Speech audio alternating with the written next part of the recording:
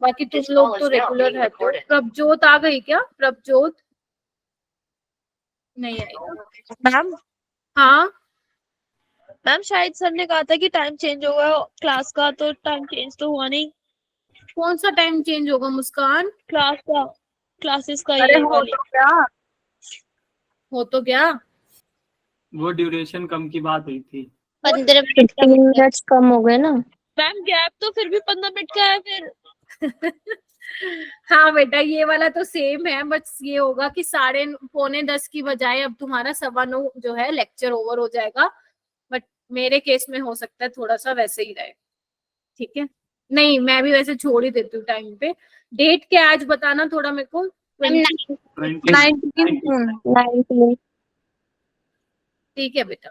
और जो बच्चे मेरे को मार्क्स नहीं भेजते हैं भेज दिया करो कृपया करके, इतना तो कर ही सकते हो। वैसे तो पूरा दिन स्क्रीनशॉट लेते रहते हो हर चीजों के, टेस्ट का भी लेके भेज दिया करो, मैं भी देख लूंगी कितने नंबर ले रहे हो। क्योंकि तुम, मेरे को पता तो देखो लगना ही लगना, नहीं भेजोगे तो फिर मैं शीट से देखूंगी जो स्कोर तुम्हारा आता है अपडेट होकर।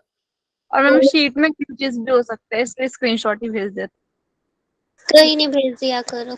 चलो ठीक है, इधर देखो अभी लास्ट लेक्चर में हमने क्या कर लिया था जल्दी बताओ। एंथैल्पी ऑफ, मैं एक बार थोड़ा मैम सा आयनाइजेशन एंथैल्पी तक हो गया था। थेरेपी तक कंप्लीट हो गया। Atomic radius. मैम आपने मेल्टिंग एंड बॉइलिंग पॉइंट तक कराया था। हाँ आयनाइजेशन एनर्जी तो मैंने बताया ही नहीं था बच्चे। Yes ma'am. मैम बता दिया था आपने, कहा था क्लास में एनसीईआरटी को पढ़ लेना। अरे मैंने वो एंथैल्पी ऑफ एटोमाइजेशन वगैरह बताया था वो बेटा। एटोमाइजेशन का आ गया। हाँ ध्यान होता है तुम लोगों का। ये रुको सब नहीं बताया था। एक बार मैं फटाफट रिवाइज करा देती हूँ। इधर देखो, ठीक है। मेटेलिक करेक्टर मैंने आप लोगों के साथ डिस्कस कर लिया था, साइज डिस्कस कर लिया था। मेटेलिक करेक्टर में आपको पता होना चाहिए जो मेटेलिक बॉन्डिंग है वो किस पे डिपेंड करेगी कि कितना स्ट्रॉन्ग मेटेलिक बॉन्ड बनेगा। It depends on number of unpaired electron, right? तो जितने ज्यादा अनपेयर्ड इलेक्ट्रॉन होंगे उतना स्ट्रॉन्ग मेटेलिक बॉन्ड होगा। क्योंकि जो बच्चे डी ब्लॉक के एलिमेंट्स होते हैं ना वो मेटेलिक बॉन्ड तो बना ही रहे होते हैं, साथ ही साथ वो एक्स्ट्रा कोवेलेंट बॉन्डिंग भी करते हैं। कोवेलेंट बॉन्डिंग कैसे होती है बच्चे? ओवरलैपिंग की वजह से होती है। अब देखो किस किस तरीके से ओवरलैपिंग हो सकती है। आपको पता है डी ब्लॉक में क्या है, डी ब्लॉक के जो एलिमेंट्स हैं उनके पास खाली डी ऑर्बिटल्स भी हैं, कुछ ऑर्बिटल्स खाली भी पड़े हैं, ठीक है, जिसमें इलेक्ट्रॉन आ सकते हैं, ओवरलैपिंग हो सकती है। कुछ क्या है, पार्शली फिल्ड भी है, मतलब सिंगली ऑक्यूपाइड इलेक्ट्रॉन भी है जो किसी दूसरे के साथ मिलकर ओवरलैपिंग कर सकते हैं, ठीक है। तो मेटेलिक बॉन्डिंग तो होती ही है इनमें बेटा, साथ साथ डी ब्लॉक के एलिमेंट में, साथ ही साथ कोवेलेंट बॉन्डिंग भी होती है जिसकी वजह से आपका बॉन्ड जो है स्ट्रॉन्ग बनता है। तो अगर मैं सिंपल बोलूं तो मेटेलिक बॉन्डिंग किस पे डिपेंड कर गई? नंबर ऑफ अनपेयर्ड इलेक्ट्रॉन पे। जितने ज्यादा अनपेयर्ड इलेक्ट्रॉन उतना ज्यादा स्ट्रॉन्ग मेटेलिक बॉन्ड, और जितना ज्यादा स्ट्रॉन्ग मेटेलिक बॉन्ड उतना ज्यादा उनका मेल्टिंग एंड बॉइलिंग पॉइंट क्या होगा बच्चा पार्टी? ज्यादा होगा, ठीक है। हालांकि मैग्नीज में अभी मैं आपको बताऊंगी कि 7 अनपेयर्ड इलेक्ट्रॉन होते हैं तो सबसे ज्यादा मेल्टिंग एंड बॉइलिंग पॉइंट उसका होना चाहिए, लेकिन एक्चुअल में पूरे डी ब्लॉक एलिमेंट में सबसे ज्यादा, ध्यान से सुन लो क्या बोल रही हूँ, सबसे ज्यादा मेल्टिंग एंड बॉइलिंग पॉइंट किसका होता है? टंगस्टन का होता है, फिर मोलिबेल्डियम का होता है, फिर क्रोमियम का होता है, ठीक है। जबकि होना किसका चाहिए था? रीनियम का होना चाहिए, लेकिन ऐसा नहीं होता। देखो यहाँ पे ग्राफ में देखो, एनसीईआरटी का ग्राफ है, डिप आया हुआ है ना। मैग्नीज में डिप आया हुआ है, टेक्टिनियम में डिप आया हुआ है, रीनियम में डिप आया हुआ है। ये डिप क्यों आया होगा? तो हमने ये बोल दिया कि रीजन ये दे दिया कि हाफ फील्ड कॉन्फ़िगरेशन है, हाफ फील्ड कॉन्फ़िगरेशन। लेकिन अगर आप किसी अच्छी बुक में, स्टैंडर्ड बुक्स में पढ़ते हो तो वहां पे ये लिखा होता है कि जो इनका लैटिस है बेसिकली वो ज्यादा स्ट्रोंग नहीं होता है। तो वहां पे भी आप ये बोल सकते हो जब हाफ फील्ड कॉन्फ़िगरेशन है तो वो बॉन्डिंग करना नहीं चाहेगा, और वो बॉन्डिंग करना नहीं चाहेगा तो उसका लैटिस इतना ज्यादा स्ट्रोंग होगा नहीं, ठीक है। इसी कंसेप्ट के बेसिस पे हमने देखा था enthalpy of atomisation. Enthalpy of atomisation क्या था? कितनी एनर्जी आपको देनी पड़ेगी to break all the bonds in metal lattice and convert metal atom into gaseous atom, ठीक है। तो सबसे कम एंथैल्पी ऑफ एटोमाइजेशन कितनी होगी, किसकी होगी बच्चे? जिंक होगी, क्योंकि उसमें नंबर ऑफ इलेक्ट्रॉन ही नहीं है, 4s2 3d10 होता है। तो मैं बोल सकती हूँ कि जिंक, कैडमियम, मरकरी जो होंगे वो सॉफ्ट होंगे, बाकी सारे उसके उनके कंपैरिजन में हार्ड होंगे, ठीक है। बोल सकती हूँ बेटा जितने भी ठीक है। देख बेटा मैंने बोला, ध्यान से सुनना, और प्लीज अगर जिसको आता है चुप रहना। देखो जितने ज्यादा अनपेयर्ड इलेक्ट्रॉन होंगे प्रियांशु उतना ज्यादा स्ट्रॉन्ग मेटेलिक बॉन्ड बनेगा, है ना, Yes, ma'am. उनका मेटेलिक लैटिस उतना ज्यादा स्ट्रॉन्ग होगा, मतलब Yes, उस लैटिस को तुझे ब्रेक करने के लिए उतनी ज्यादा एनर्जी देनी पड़ेगी, यानी Yes, कि ma'am. एंथैल्पी ऑफ एटोमाइजेशन ज्यादा होगी। ना मतलब जो हमारा बॉन्ड बनेगा उसको ब्रेक करने में ज्यादा एनर्जी लगेगी, हाँ, तो उस लैटिस को, क्योंकि तुम्हें उस लैटिस को तोड़ना है, किसमें, एटम्स में तोड़ना है, फिर उसको गैसियस स्टेट में उसको बेसिकली चेंज करना है। ठीक है, this is your enthalpy of atomisation. तो मैम जितना ज्यादा मेटालिक करेक्टर होगा उतना ज्यादा स्ट्रॉन्ग बॉन्डिंग होगी, तो उतनी ज्यादा एंथैल्पी ऑफ एटमाइजेशन होगी ना। यस। यस।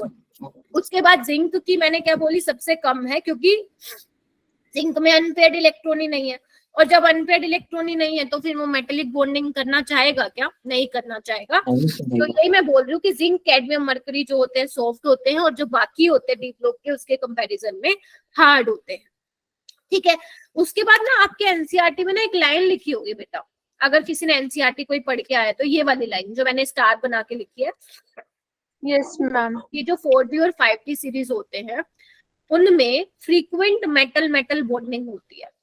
बस एनसीईआरटी ने इतना दे रखा है और ग्राफ बना के छोड़ रखा है, there is no explanation in your NCERT. Ma'am मुझे कुछ लाइन समझ नहीं आया, मैं हाँ। पूछ रही थी आपसे।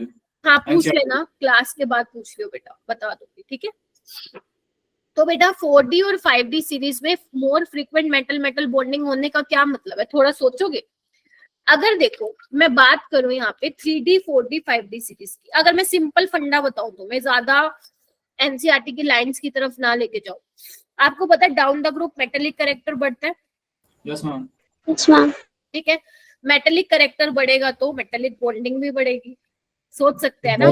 तो 4D और 5D सीरीज में क्या है, मोर फ्रीक्वेंट मेटल बॉन्डिंग, लेकिन इसका एक्चुअल रीजन पता है क्या है, ध्यान से सुनना। जैसे आप नीचे आते जाओगे ना, आपको पता है f ऑर्बिटल में इलेक्ट्रॉन फिल होना स्टार्ट हो जाएंगे, पता है सबको। Yes ma'am. आपने ना आई थिंक यस मैम। पढ़ते टाइम जितना मैंने करा दिया, आपने अगर एनसीईआरटी रीड की होगी तो वहां पे आप कुछ वर्ड्स दिख रहे होंगे ऐसे, लेंथेनॉइड कॉन्ट्रैक्शन करके कुछ वर्ड्स मिले होंगे। Yes ma'am. तो वो घबराना नहीं है, वो मैथ लोग, यस मैम। अगर वो नहीं समझ में आया तो वो आएगा नहीं, क्योंकि मैंने करवाया नहीं। ठीक है, तो उस पर ज्यादा टेंशन मत लेना। तो बच्चे मैं क्या कह रही हूँ, जैसे आप नीचे आते जाओगे तो f ऑर्बिटल में इलेक्ट्रॉन फिल होते जाएंगे, और आपको पता है कि f वाले का शील्डिंग इफेक्ट बहुत ही घटिया किस्म का होता है, पता है आप लोगों को। सबसे यस मैम, सबसे घटिया होता है। अगर f का सबसे घटिया शील्डिंग इफेक्ट है तो इलेक्ट्रॉन और जो न्यूक्लियस के बीच में फोर्स ऑफ अट्रैक्शन ज्यादा होगी, बोल सकते हो। Yes ma'am. तो जो अब इलेक्ट्रॉन पड़े हैं, जो अनपेयर्ड इलेक्ट्रॉन है, किस केस में तुम खुद ही बता दो मेटल मेटेलिक बॉन्डिंग ज्यादा स्ट्रॉन्ग होगी, एफ वाले के केस में, जहाँ पे एफ ऑर्बिटल में इलेक्ट्रॉन भर रहे हैं, क्योंकि फोर्स ऑफ अट्रैक्शन उन केस में क्या होगा, ज्यादा होगा, और अट्रैक्शन ज्यादा होगा तो ओवरलैपिंग अच्छे से होगी, मेटेलिक बॉन्डिंग आपकी क्या होगी, ज्यादा होगी। ठीक है, स्ट्रॉन्ग बॉन्ड होगा। इसी रीजन की वजह से आपके एनसीईआरटी में लिखा हुआ है कि 4D and 5D series has more frequent metal metal bonding. अब पेपर में क्या है, आपको कोई एक्सप्लेनेशन नहीं पूछेगा, अब आपका जैसा मन करे वैसा ध्यान रखो। आपको ऐसे ध्यान रखना है कि down the group metallic character बढ़ता है तो मेटेलिक बॉन्डिंग बढ़ेगी, ऐसे कर सकते हो। या अगर एक्चुअल रीजन, अगर मैं कंसेप्ट वाइज लॉजिकली रीजन देखूं तो वो ये होगा कि एफ ऑर्बिटल में इलेक्ट्रॉन फील करने की वजह से उनका फोर्स ऑफ अट्रैक्शन ज्यादा होता है, जितना ज्यादा अट्रैक्शन उतना ज्यादा दोस्ती पक्की। सिंपल, सो सिंपल, ज्यादा आपको जाना ही नहीं अंदर गहराई में। ठीक है, समझ में आ गई। तो ये डायरेक्ट आता है क्वेश्चन, कैसे बन के आता है कि which of the following statements are correct regarding D block elements, या फलाना ऐसा ऐसा करके आता है। तो ये ध्यान रखना बस, क्योंकि एनसीईआरटी वालों ने क्या किया, सिर्फ लिख के छोड़ दिया है और एक ग्राफ बना के दे दिया है, बस कर। ठीक है बच्चे, अभी हम आगे चलेंगे, जो आज का हमारा टॉपिक है वो हम करते हैं। मैम एक बार पिछली वाली स्लाइड दिखा दीजिए। पिछली वाली बेटा, मैं तो दूसरी स्लाइड पे आ गई, एक मिनट, कहाँ गया वो। हाँ, कौन सी वाली स्लाइड बेटा, ये नोट्स मैंने बेटा शेयर कर दिए थे तुम लोगों को ग्रुप में। ठीक है, हाँ क्या हुआ बेटा, सुनाई नहीं दे रहा मेरे को।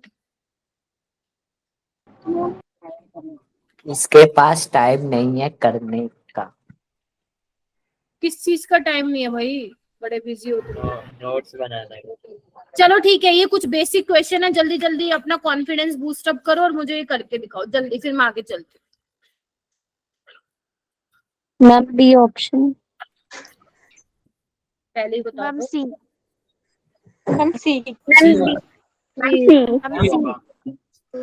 सी। अरे जनरल इलेक्ट्रॉनिक कॉन्फ़िगरेशन बोला है, पूरी इलेक्ट्रॉनिक कॉन्फ़िगरेशन थोड़ी ना बोला मेरे बच्चों। Yes ma'am. ठीक है, जनरल इलेक्ट्रॉनिक कॉन्फ़िगरेशन भूल गए क्या? ये बताया था मैंने, n-1 d 1 to 10 और ns2। मैम कहीं कहीं पे 0-2 भी होता है ना, NS 0-। नहीं, आपको ये वाला ध्यान रखना जो मैंने लास्ट टाइम। पैलेडियम के केस में 0 आ जाता है। हाँ जी बच्चे, पैलेडियम के केस में 0 आ जाता है। हाँ पैलेडियम की थोड़ी अलग है कॉन्फ़िगरेशन। एक सेकंड बेटा, पैलेडियम की एक्सेप्शन आपके एनसीईआरटी में भी लिखा हुआ है, याद करना। Yes ma'am. लेकिन ध्यान रखना जो एनसीईआरटी ने जनरल इलेक्ट्रॉनिक कॉन्फ़िगरेशन दी है वो यही दी है, अगर आपने पढ़ी है तो। यस मैम, दूसरी लाइन में दे रखी है। ठीक है, हाँ दूसरी लाइन में जहाँ पे भी दे रखी है। तो जो एनसीईआरटी ने जनरल इलेक्ट्रॉनिक कॉन्फ़िगरेशन लिखी है, जनरल मतलब क्या होता है? जो सारे एलिमेंट्स को देख के आप लिख रहे हो। ठीक है, तो जो एनसीईआरटी ने दी हुई है वो सी वाली है, तो आप सी को मार्क करेंगे, बाकी किसी को मार्क नहीं करेंगे। समझ में आ गई सबको? चलिए ये वाला करो बेटा। Which one of the following ions has electronic configuration argon 3d6?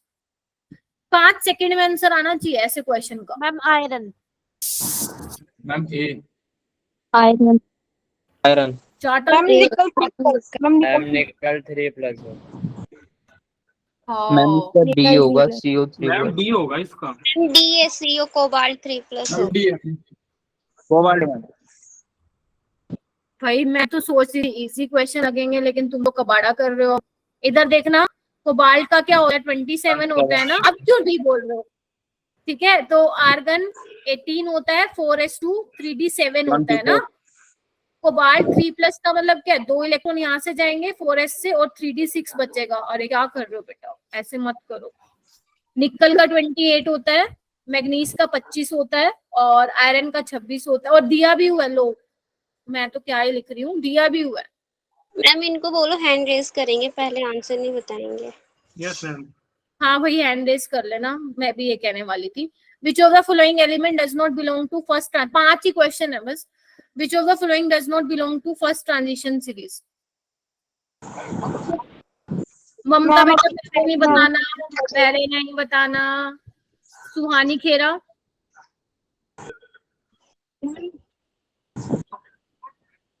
बताओ।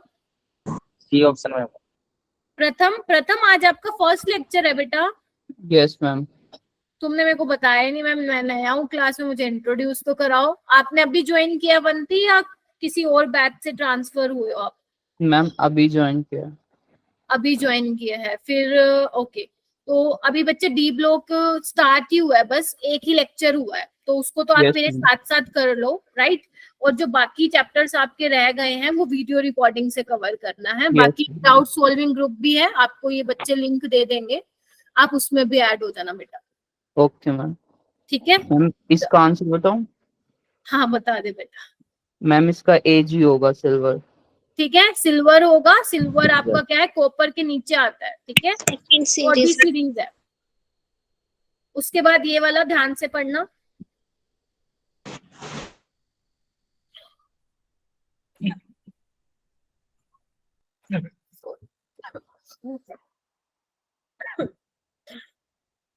बताओ मैम। बताओ। Ma'am C option. सी है, ठीक। Yes ma'am. नीट में पता है तुम्हें ऐसे आए हुए हैं क्वेश्चन, तभी दिया मैंने तुम्हें। ये सारे नीट के PYQs ही हैं आज, अगर तुम देखोगे तो मिल जाएंगे। विच of the following configuration is correct for iron? ध्यान से देखना, गलती नहीं करनी है। आयरन के लिए बताना बेटा।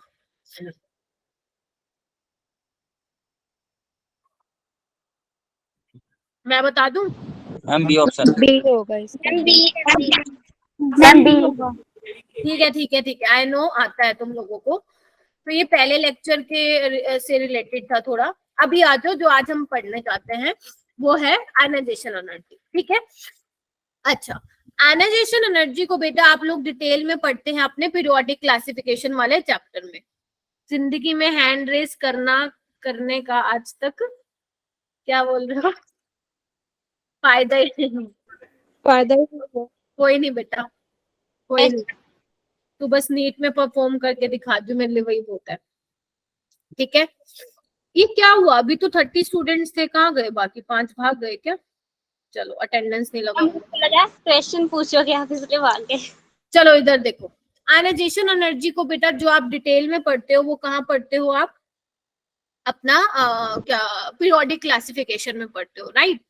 तो आयनाइजेशन एनर्जी क्या होता है पता है आप लोगों को? अमाउंट ऑफ, मैं लिख भी देती हूँ यहाँ पे, amount of energy required to remove electron in valence shell. From a gaseous item. From its excitation. From neutral isolated gases. to remove most loosely bounded electron from, main line यही है, main word यही है, isolated Gaseous. Isolated gaseous atom. isolated gaseous atom। Atom. ये आपका था ionization energy की definition कि कितनी एनर्जी आपको चाहिए मोस्ट लूजली बाउंडेड इलेक्ट्रॉन, मतलब बेसिकली जो आपके वैलेंस शेल इलेक्ट्रॉन है उसको निकालने के लिए जो एनर्जी चाहिए वो आपकी आयनाइजेशन एनर्जी थी। ठीक है, तो अभी हम पीरियोडिक क्लासिफिकेशन तो नहीं पढ़ रहे हैं, अगर पढ़ना है तो आप 11th के मेरे लेक्चर्स देख सकते हैं, वरना आप रहने दे सकते हैं। तो बच्चे आप लोग क्या पढ़ते थे कि अगर मैं लेफ्ट टू राइट बात करूं तो लेफ्ट टू राइट आप क्या कहते थे कि आयनाइजेशन एनर्जी क्या होती है? इंक्रीज होती है, Increase होती है। क्योंकि आप कहते थे बच्चे साइज डिक्रीज होता है, और साइज डिक्रीज बोले तो आप बोलते थे साथ साथ मत बोलना, जेड इफेक्टिव बढ़ता है, क्योंकि जेड इफेक्टिव बढ़ने का मतलब क्या है? फोर्स ऑफ अट्रैक्शन बढ़ता है, दोस्ती और गहरी होती है, और अगर दोस्ती ज्यादा गहरी होती है तो आपको ज्यादा एनर्जी देनी पड़ेगी इलेक्ट्रॉन को बाहर निकालने के लिए, यही आयनाइजेशन एनर्जी। तो लेफ्ट टू राइट क्या होगा बेटा? आयनाइजेशन एनर्जी बढ़ती है, नॉर्मल यही ट्रेंड है जो आप पी ब्लॉक में पढ़ते आ रहे हो। ठीक है, लेकिन मैंने बोला था आपको जो डी ब्लॉक के एलिमेंट्स है वहां पे क्या होता है, ध्यान रखना, ये बात भूल मत जाना कि जो n-1 डी और जो ns का एनर्जी डिफरेंस होता है वो ऑलमोस्ट कंपेरेबल होता है, मतलब इलेक्ट्रॉन क्या है, एक्साइट होके क्या जा सकते हैं, दूसरे स्टेट में जा सकते हैं। तो इस वजह से जो ट्रेंड होता है वो वैसा नहीं होता जैसे हम पढ़ते आ रहे हैं, कुछ डिफरेंट होता है, इरेगुलर ट्रेंड होता है। तो आपको सारी वैल्यूज तो दिमाग में नहीं रटनी है, जो मेन चीजें हैं जहां से क्वेश्चन आते हैं हर साल या आने के चांसेस हैं आगे, वो वाली चीजें हमें पढ़नी है। ठीक है, और ये वाली चीज तो आप लोगों को पता ही है कि थर्ड आयनाइजेशन एनर्जी जो होती है वो ज्यादा होती है सेकंड से, एंड सेकंड वाली ज्यादा होती है फर्स्ट से, ये आप लोगों को पता है। सक्सेसिव आयनाइजेशन एनर्जी का ऑर्डर, Yes. कोई ऐसा स्टूडेंट है जिसको इसके पीछे का रीजन नहीं पता है? बता दो मुझे। पॉजिटिव जाती है ना मैम, एनर्जी पॉजिटिव जाती है ना। हाँ, क्योंकि पॉजिटिव नहीं होता, देखो ionisation energy is always an endothermic. होता क्या है बेटा, जब आप एक इलेक्ट्रॉन निकालते हो, ठीक है, उसके बाद क्या होता है, पॉजिटिव चार्ज आ जाता है उसके ऊपर, इलेक्ट्रॉन कम हो जाते हैं, न्यूक्लियर चार्ज बढ़ जाता है। तो जैसे जैसे आप एक एक करके इलेक्ट्रॉन निकालते हो तो न्यूक्लियर चार्ज बढ़ने से, इफेक्टिव न्यूक्लियर चार्ज बढ़ने से अट्रैक्शन ज्यादा हो जाता है, जिसकी वजह से आयनाइजेशन एंथैल्पी जो होती है वो सक्सेसिव आयनाइजेशन एनर्जी का ऑर्डर ये रहता है। ठीक है, चलो जैसे ये देखो एनसीईआरटी में से ही मैंने एनसीईआरटी की स्निपिंग लगाई है, थोड़ा सा ऑब्जर्व करो बेटा इनके पॉइंट्स, फिर मैं आपको कुछ सम इम्पोर्टेंट पॉइंट्स के नाम से आप लोगों को कुछ पॉइंट्स लिखवाऊंगी। एक बार देखना बेटा, ये स्कैंडियम है, टाइटेनियम, स्कैंडियम तेरी विदाई करके मैं फ्री हो गया, उसके बाद मैंने क्या किया, कोबाल्ट, ठीक है। तो ये देखो आपकी एनसीईआरटी का है, मैं आपको थोड़ा थोड़ा इसमें से बताती हुई जाऊंगी कि क्या क्या चीजें आपको ध्यान रखनी है। तो ये देखो ना, स्कैंडियम से टाइटेनियम आयनाइजेशन एनर्जी बढ़ी, ये हमारा रेगुलर ट्रेंड है ना, साइज छोटा आयनाइजेशन एनर्जी ज्यादा। लेकिन यहाँ देख बेटा, यहाँ देखो, यहाँ पे बढ़ी नहीं घटी, देख पा रहे हो, इरेगुलर ट्रेंड आ गया। यहाँ पे देखो इंक्रीज तो हुई है लेकिन बहुत ना के बराबर बढ़ी है, राइट। फिर देखो मैग्नीज में 717, इसमें 762, यहाँ पे देखो फिर कम हो गई, फिर यहाँ पे फिर कम हो गई, फिर यहाँ पे बढ़ गई, फिर यहाँ पे एकदम से इतनी बढ़ गई। तो आप ये देख पा रहे हो इरेगुलर ट्रेंड, ठीक है। और सेकेंड आयनाइजेशन और थर्ड आयनाइजेशन देखो, ये तो वही है 1200 से 2300, 1300 से 2600, 1400 से 2800, वो तो इंक्रीज हो रही है, ठीक है। तो अब हमें इरेगुलर ट्रेंड को देख के क्या करना है, क्वेश्चन तो आएगा अब यहाँ से, कैसे क्वेश्चन पूछा जाएगा, उसके लिए हमें चीजों को देखना पड़ेगा कि क्या क्या चीजें हैं जो हमें अपने यहाँ पे फिट करके रखनी है। तो यहाँ पे आप डालेंगे heading some important points of ionization energy। लिखो बच्चा पार्टी। आज मैं सोच के आई हूँ कि ऑक्सीडेशन स्टेट भी कंप्लीट करा दूंगी।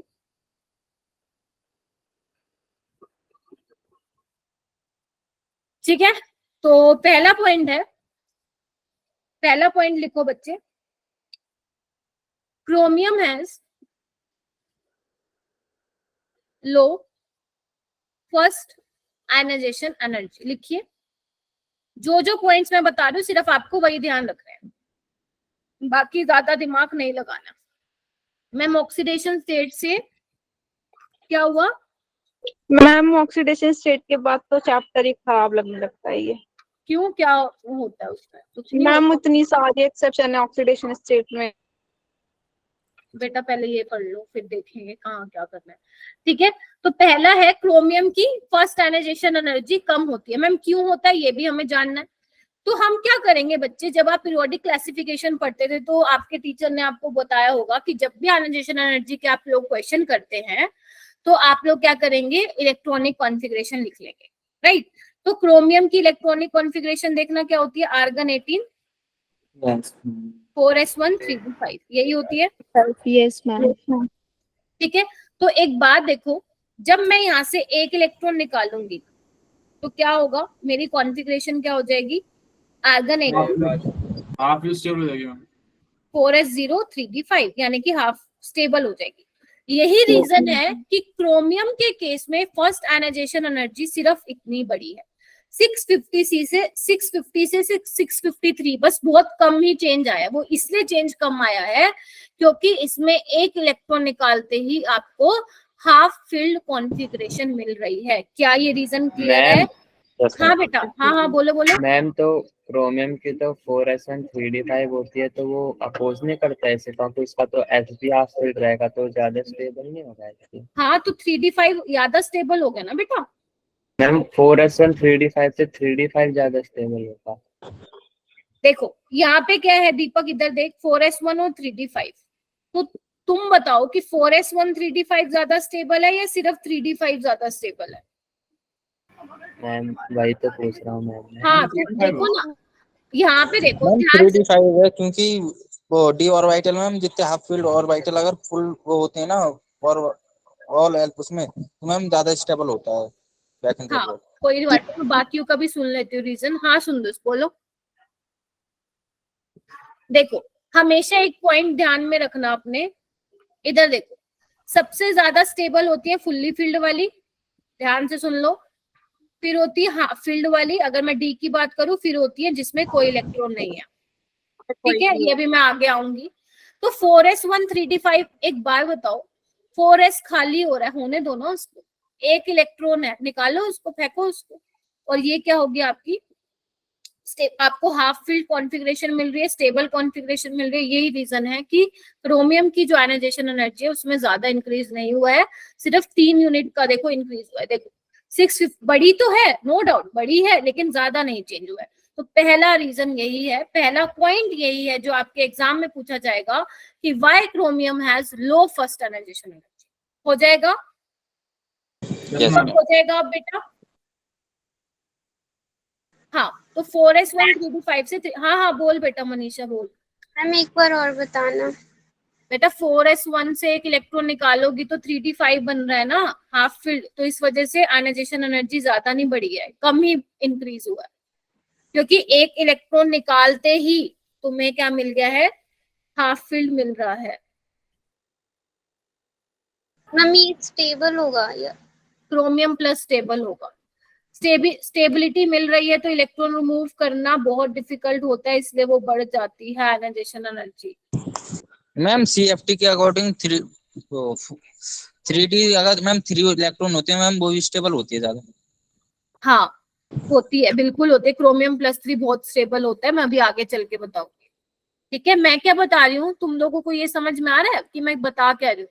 मैं तुम्हें ये फर्स्ट आयनाइजेशन एनर्जी का जो ये इर्रेगुलर ट्रेंड है, मैं उसको एक्सप्लेन करने की कोशिश कर, समझ गए सबको? टाइटेनियम में क्यों बढ़ गई फिर? हाँ टाइटेनियम में फिर बढ़ गई ना उसमें, फिर वो 631 से 652। अरे बेटा ध्यान से सुनो सारे के सारे। पहली बात तो इसका रीजन तुम्हें किसी बुक में नहीं मिलेगा, मिलेगा तो गूगल पे ऐसा वैसा मिलेगा, और आपको करना भी नहीं है। मैंने पहले ही बोल दिया इर्रेगुलर ट्रेंड है। इर्रेगुलर ट्रेंड का मतलब समझ रहे हो, अपनी मर्जी का कम हो रहा है। इसका रीजन आप ये बोलोगे ना, इफेक्टिव न्यूक्लियर चार्ज बढ़ रहा है, साइज छोटा, आयनाइजेशन एनर्जी ज्यादा। मैं ये एक्सप्लेन करना चाह रही हूँ, अगर आप अपने अकॉर्डिंग चलोगे इस चैप्टर में तो पता नहीं हर स्टेटमेंट के पीछे क्यों लगा लोगे। ठीक है, तो जो मैं बोल रही हूँ, जहां जहां आपको इर्रेगुलर ट्रेंड को जहां जहां एक्सप्लेन करना है वहां करोगे, फालतू का नहीं फंसना आपको किसी चीज की। ठीक है, अब आप बोलोगे मैम ये देखना यहाँ पे ये क्यों हो रहा है, 762 से 758 क्यों हो रहा है, इसका रीजन नहीं दे रखा कहीं पे।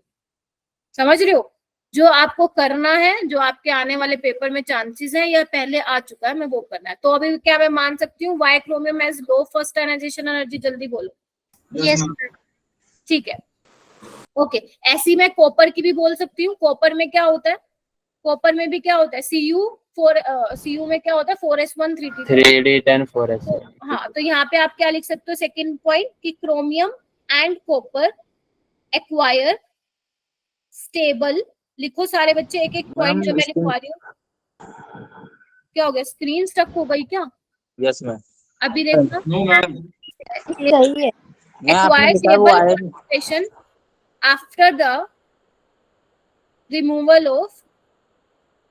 the removal of first electron। देखना इधर, ठीक है ठीक है। मैम मेरे मोबाइल में स्क्रीन स्टक है, आपने जो सेकंड पॉइंट लिखा है वो आया। हाँ मैम सेकंड पॉइंट जो बोला आपने वो आया नहीं अभी। यही क्या बोलो, समझ नहीं आया बेटा। मैम सेकंड पॉइंट आपने स्क्रीन पे लिखा है। हाँ लिखा है, मैम सोई नहीं हो रहा मेरे स्क्रीन। लीव करके फिर ज्वाइन कर बेटा, ठीक है। लीव करके फिर, और यहाँ पे लिखो एंड द रिमूवल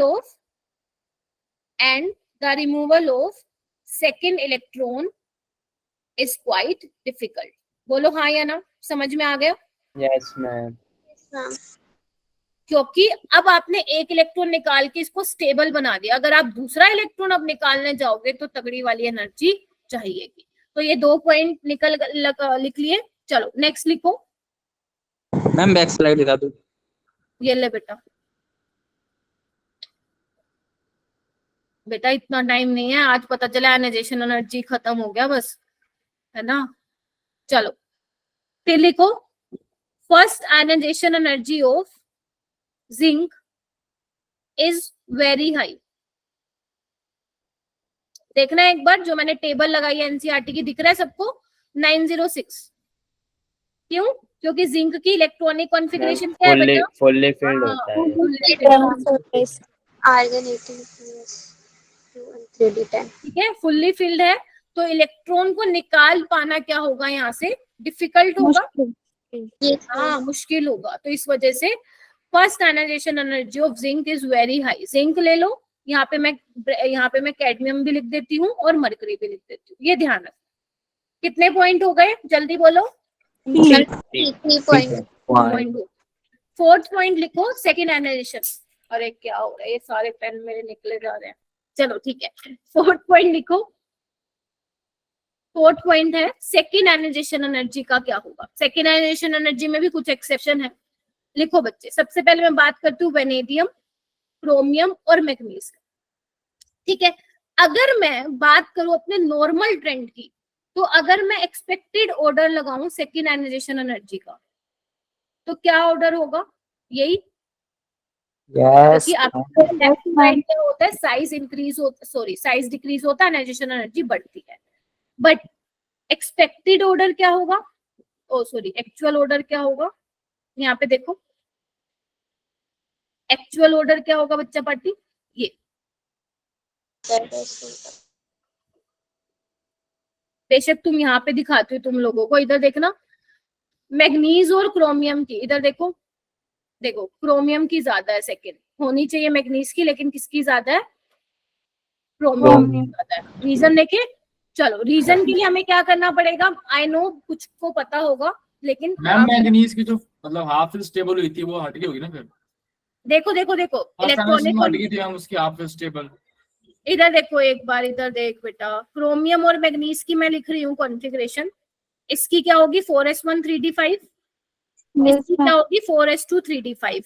सुन लो पहले ध्यान से, इतना ज्यादा कंफ्यूज मत हो किसी चीज को लेके। यहाँ से एक इलेक्ट्रॉन निकालो 3d5, this is your first ionisation energy. यहाँ से एक इलेक्ट्रॉन निकालोगे तो 4s1 3d5 3d5, ये आपकी फर्स्ट आयनाइजेशन एनर्जी। हम बात किसकी कर रहे हैं, सेकंड की, तो सेकंड आयनाइजेशन एनर्जी अब आप कहाँ से निकाल रहे हो इलेक्ट्रॉन, जल्दी बताओ। हाफ फील्ड और यहाँ पे कहाँ से निकालोगे, Half यहाँ filled.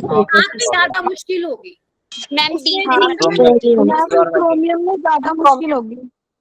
ठीक है, क्रोमियम में ज्यादा मुश्किल। क्रोमियम की जो सेकंड आयनाइजेशन एनर्जी है वो ज्यादा होगी मैग्नीज से। क्लियर हो गया पॉइंट, ठीक है। ओके नेक्स्ट पॉइंट पे आइए, फिफ्थ वाले पॉइंट पे आइए। ऐसे ही आप इसके ये भी आप एक्सप्लेन कर सकते हैं, निकल कॉपर जिंक, निकल कॉपर जिंक सेम, जो सेकेंड आयनाइजेशन एनर्जी है बच्चा, सेकेंड आयनाइजेशन एनर्जी का ऑर्डर यही होगा, यही सेम, क्योंकि क्रोमियम में कॉपर में भी क्या होता है 4s1 3d10, एक इलेक्ट्रॉन निकाल दोगे तो 3d10 आ जाएगा, यानी कि दूसरा इलेक्ट्रॉन आपको कहां से निकालना पड़ेगा, फुल्ली फिल्ड वाले में से निकालना पड़ेगा, तो वो आपके लिए डिफिकल्ट। ठीक है जी, समझ में आ गया। चल 6 पॉइंट पे आओ, लिखो बेटा, third ionisation energy of manganese is very high. लिखो सारे बेटा, ये आपके सारे एनसीईआरटी के पॉइंट्स है, जब आप पढ़ेंगे तो आपको समझ में आ जाएगा। तो मैग्नीज की कॉन्फ़िगरेशन क्या होती है, 25 होता है उसका एटॉमिक नंबर 3d5 राइट। अब यहाँ पे देखो, पहला इलेक्ट्रॉन निकालोगे तो कहां से निकालोगे, 4s1 से, तो electronic configuration will be this. Second निकालोगे तो electronic configuration will be this. अब क्या है, थर्ड इलेक्ट्रॉन कहां से निकालोगे, 3d5 निकालोगे, which is half filled configuration. तो आपके लिए वो निकाल पाना क्या होगा बेटा, मुश्किल होगा। यही रीजन है third ionisation of energy of manganese is very high. Clear है ये वाला पॉइंट? Yes ma'am. आप प्लीज थम्स अप देते जाइए मुझे, ताकि पता रहे कि क्लियर हो रहा है। और ये जो बच्चे आना जाना लगा रखा है, कुछ समझ में नहीं आएगा, पहले बता दूं, अगर आना जाना लगा रहेगा ऐसे आपका, टिक के बैठो एक जगह। थर्ड लिखो बच्चे, 7th पॉइंट लिखो, third ionisation energy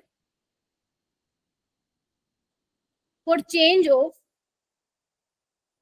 Fe2+ to Fe3+ is very small. Ma'am screen ma'am screen नहीं सकते आप? हाँ, एक मिनट रुको, क्या हो रहा है ये आज, एक मिनट रुको, मैं दोबारा से करती हूँ। आ गई। ये गूगल मीट में ही कोई पंगा हो रहा है, मेरा वो भी नहीं हो रहा, स्टॉप शेयरिंग भी नहीं हो रहा है। ठीक है, इज वेरी स्मॉल। ठीक है, कैसे, इधर देखना एक बार, Fe2+ में क्या होता है बच्चा पार्टी, जल्दी बताओ, आर्गन 18 3d6 4s2। तो जब आप एक इलेक्ट्रॉन यहाँ से निकाल रहे हो, सॉरी Fe2+ में होता है ये, तो जब आप एक इलेक्ट्रॉन निकाल रहे हो यहाँ से, तो बेसिकली आप क्या बना रहे हो, argon 18 3d5,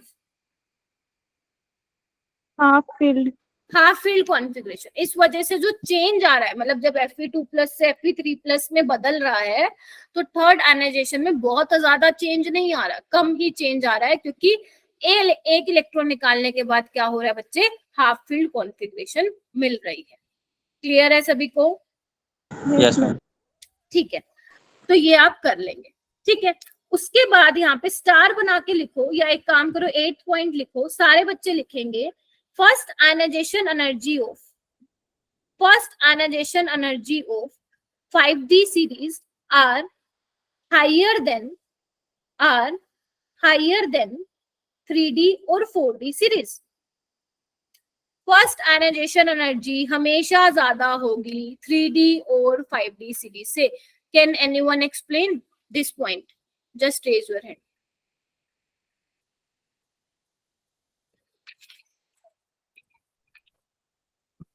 ma'am weak shielding effect की वजह से। Poor shielding effect of F electrons, क्योंकि 5D में आप क्या कह रहे हो, इलेक्ट्रॉन्स जो है 4 ऑर्बिटल में फिल होना स्टार्ट होते हैं, जिसका बहुत ही घटिया किस्म का शील्डिंग इफेक्ट होता है। तो अगर शील्डिंग इफेक्ट घटिया किस्म का है, ये आपने पीरियोडिक में भी पढ़ा होगा पक्का, फोर्स ऑफ अट्रैक्शन ज्यादा होगा, जिसकी वजह से इलेक्ट्रॉन को निकाल पाना क्या होगा, मुश्किल होगा। तो अगर आप देखेंगे 5D सीरीज को और 4D और 3D को कंपेयर करेंगे तो 5D की जो फर्स्ट आयनाइजेशन एनर्जी है वो ज्यादा होगी। नहीं तो नॉर्मली आप क्या कहते हो कि डाउन द ग्रुप साइज बढ़ता है तो ionisation energy should be less, लेकिन मैंने यहाँ पे क्या पॉइंट लिखवाया है, first ionisation energy of 5D are higher than 3D और 4D सीरीज। समझ में आ गई? नॉर्मल तो सबको पता है, लेकिन क्या पॉइंट आपको याद रखना है, अरे क्या, ठीक है बाद में तुमसे पूछ लूंगे बेटा, यहाँ पे फोकस करो, ठीक है? तो ये 8 पॉइंट याद रहेंगे तुम लोगों को, बाहर आयनाइजेशन एनर्जी का क्वेश्चन नहीं जाएगा।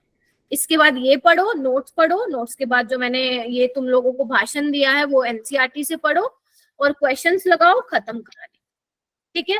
उसके बाद आता है डेंसिटी का टॉपिक। डेंसिटी छोटा सा टॉपिक है।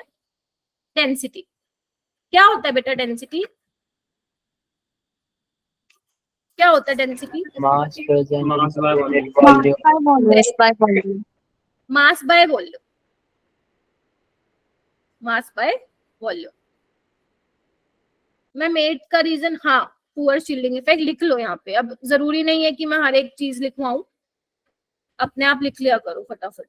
Due to poor shielding effect of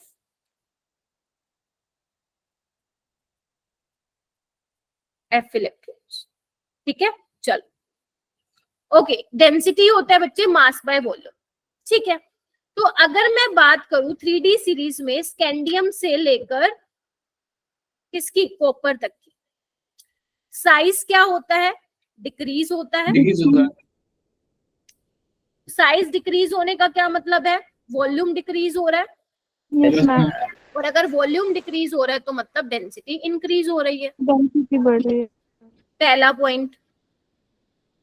दूसरा point, in case of zinc, ऐसे पॉइंट्स बना के ये चैप्टर करोगे तो बहुत इजी लगेगा, वरना डरोगे इस चैप्टर से, ठीक है? जिंक के केस में क्या होता है बच्चे, आपको पता है क्या होता है? एकदम से रिपल्शन वाला फैक्टर बढ़ जाता है, याद करो। Yes ma'am.